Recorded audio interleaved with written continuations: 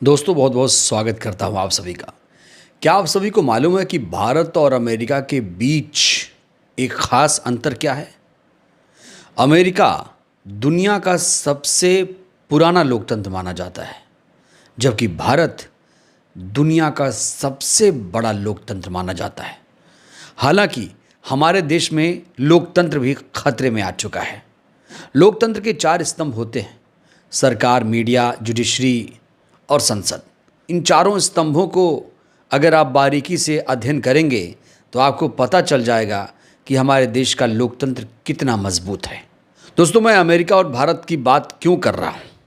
मैं अमेरिका और भारत की बात इसलिए कर रहा हूँ क्योंकि इस समय supreme court, US supreme court और भारतीय सुप्रीम कोर्ट की भी तुलना हो रही है। ऐसा क्यों? क्योंकि यूएस सुप्रीम कोर्ट ने एक ऐसा फैसला सुनाया जिससे पूरी दुनिया में तहलका मचा हुआ है।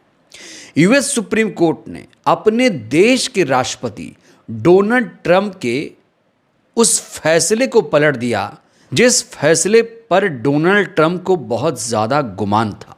यूएस सुप्रीम कोर्ट ने ग्लोबल टैरिफ के खिलाफ फैसला सुना दिया। जो अमेरिका अन्य देशों पर धड़ाधड़ टैरिफ लगा रहा था, अब वो टैरिफ गैर कानूनी हो चुका है। यानी ट्रंप के टैरिफ को यूएस सुप्रीम कोर्ट ने अवैध घोषित कर दिया है। तो यूएस सुप्रीम कोर्ट के इस फैसले के मायने क्या हैं? यूएस सुप्रीम कोर्ट के फैसले का सबसे बड़ा असर यह है कि अब यूएस के राष्ट्रपति किसी भी देश पर मनमाने तरीके से टैरिफ नहीं लगा पाएंगे। आपको याद दिला दें, भारत पर पहले 50% टैरिफ लगाया गया, फिर 25% किया गया, फिर उसे 18% किया गया। वेनेजुएला पर टैरिफ लगाया गया। देश के तमाम देशों पर ट्रंप टैरिफ लगाते जा रहे थे, लेकिन आखिरकार यूएस सुप्रीम कोर्ट ने उनके ही फैसले पर कैंची चला दी। तो यूएस सुप्रीम कोर्ट ने ट्रंप से उनका सबसे बड़ा हथियार छीन लिया। कहा जा रहा है इससे ट्रंप बुरी तरीके से फंस चुके हैं, उनको करोड़ों रुपए का नुकसान भी हुआ है। हालांकि कहा यह भी जा रहा है कि ट्रंप अब एक नया बिल लेकर आएंगे जिससे वो अन्य देशों पर टैरिफ लगा पाएं, लेकिन अभी ऐसा बिल लाना भी उनके लिए मुश्किल साबित होगा। दोस्तों, आपको बता दें कि अमेरिकी संविधान के मुताबिक टैक्स या टैरिफ लगाने का अधिकार अमेरिकी राष्ट्रपति के पास नहीं है। ये अधिकार यूएस कांग्रेस के पास है। ये जो टैरिफ ट्रंप लगातार लगा रहे थे तमाम देशों पर, भारत पर भी, ये 1977 के कानून का इस्तेमाल कर रहे थे। लेकिन वहाँ की सुप्रीम कोर्ट को देखिए। सुप्रीम कोर्ट ने जिस तरीके से फैसला लिया है, इससे पूरे देश के सुप्रीम कोर्ट को कहा जा रहा है कि सीख लेनी चाहिए। जिस देश का सुप्रीम कोर्ट जितना ज़्यादा पावरफुल होगा, उस देश का लोकतंत्र उतना ही ज़्यादा मजबूत होगा। अब बड़ा सवाल यह है कि यूएस सुप्रीम कोर्ट और भारतीय सुप्रीम कोर्ट में क्या अंतर है। दोस्तों, आपको यहाँ बताना बहुत ज़रूरी है कि अमेरिका में किसी भी जज की नियुक्ति कोलिजियम सिस्टम से नहीं होती है। वहाँ पर राष्ट्रपति ही न्यायाधीश को चुनता है, उसके बाद संसद में इसको लेकर बहस होती है। जबकि अगर हमारे देश में जजों की नियुक्ति की बात करें तो यहाँ पर जजों की नियुक्ति सीधे कोलिजियम सिस्टम से होती है। हमारे देश में कोलिजियम सिस्टम से सीजीआई अपना उत्तराधिकारी चुनते हैं। जैसे कोई राजा महाराजा अपना उत्तराधिकारी चुनता है, वैसे हमारे देश में जो सुप्रीम कोर्ट है उसके सीजीआई अपना उत्तराधिकारी चुनते हैं। अगर मैं भारतीय कोलिजियम की बात करूं तो इस कोलिजियम में कुल 5 जज होते हैं। वरिष्ठ जज इसमें शामिल किए जाते हैं और यही जो कोलिजियम है जजों की नियुक्ति करती है, ट्रांसफ़र करती है, पदोन्नति करती है। 3 महत्वपूर्ण काम हमारे देश की कोलिजियम सिस्टम करती है। कोलिजियम सिस्टम 1993 से हमारे देश में एक्टिव है। संविधान में कोलिजियम का कोई भी जिक्र नहीं है। कहा जा रहा है कि अगर हमारे देश में कोलिजियम से जजों की नियुक्ति नहीं होती तो हमारे देश का सुप्रीम कोर्ट भी अमेरिका के सुप्रीम कोर्ट की तरह निष्पक्ष तरीके से फैसले सुनाता। इस समय यूएस सुप्रीम कोर्ट के फैसले के बाद एक डिबेट, एक बहस शुरू हो गई है। कहा जा रहा है कि अमेरिकी सुप्रीम कोर्ट का फैसला राजनीतिक दबावों के आगे झुकती न्याय व्यवस्था की रीढ़ सीधी करने का काम करेगा। जो जजेस राजनीतिक दबाव में झुके हुए हैं, जो सिस्टम, न्याय व्यवस्था राजनीतिक दबाव के आगे झुकी हुई है, अब उनकी रीढ़ सीधी हो जाएगी। यूएस सुप्रीम कोर्ट के फैसले का ये असर हो सकता है कि जो लोग दबाव में काम कर रहे हैं उनको अब निष्पक्ष तरीके से काम करना चाहिए। अगर मैं अपने देश के सुप्रीम कोर्ट की बात करूं, अपने देश के सीजेआई की बात करूं, तो अभी हमारे देश के सीजेआई हैं जस्टिस सूर्यकांत।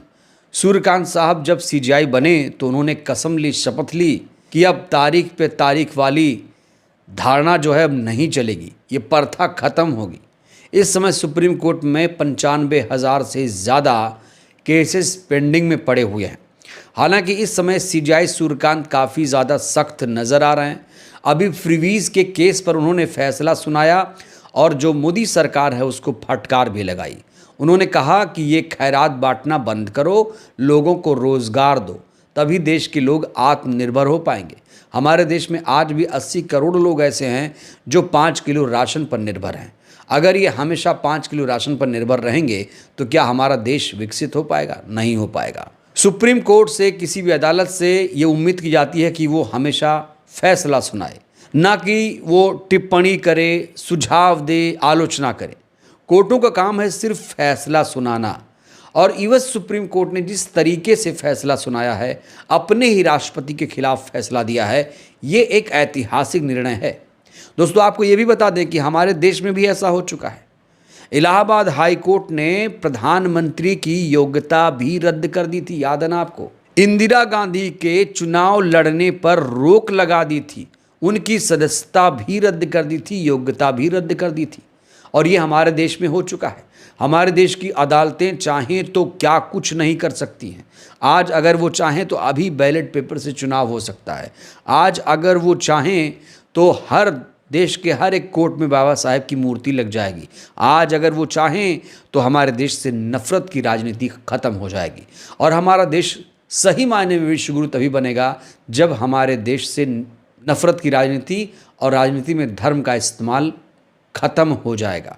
कायदे से इसको लेकर एक कानून ही पारित कर देना चाहिए कि अगर कोई नेता अपनी रैली में धार्मिक चीज़ें करता हुआ पाया गया तो वो चुनाव नहीं लड़ पाएगा।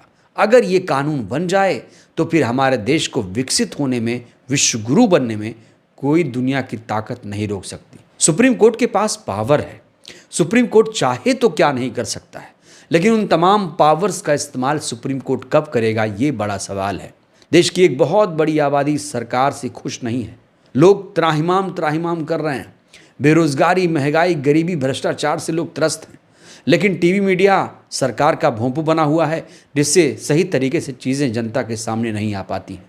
क्या कभी हमारे देश के कोर्ट भी यूएस सुप्रीम कोर्ट की तरह अपनी रीढ़ सीधी कर पाएंगे? क्या हमारे देश की अदालतें भी बिना डरे निष्पक्ष होकर किसी भी मामले पर फैसला सुना पाएंगी? दोस्तों, अभी तक तो नज़ीर ऐसा देखने को नहीं मिल रहा है, लेकिन उम्मीद की जा रही है कि अब यूएस सुप्रीम कोर्ट से हमारे देश की अदालतें भी सीखेंगी, निष्पक्ष तरीके से बिना डरे फैसला सुनाएंगी। बहरहाल दोस्तों, इस वीडियो में इतना ही। हमारे देश की सुप्रीम कोर्ट से, कोर्टों से, अदालतों से आप लोग कितने संतुष्ट हैं, कितनी उम्मीद है आपको? राय दीजिएगा। बहुत बहुत धन्यवाद।